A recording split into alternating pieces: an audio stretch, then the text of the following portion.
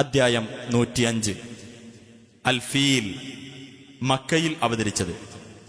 അൽ feel എന്നാൽ ആന എന്നർത്ഥം.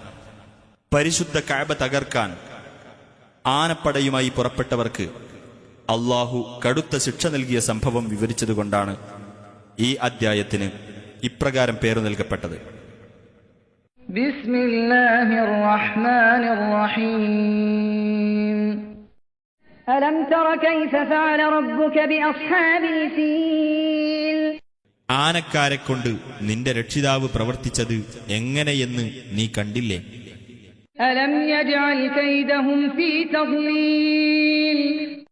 അവരുടെ തന്ത്രം അവൻ പിഴവിലാക്കിയില്ലേ? വഅർസല അലൈഹിം തൈറൻ അബാബീൽ. കൂട്ടം കൂട്ടമായിക്കൊണ്ടുള്ള പക്ഷികളെ അവരുടെ നേർക്ക് അവൻ അയക്കുകയും ചെയ്തു.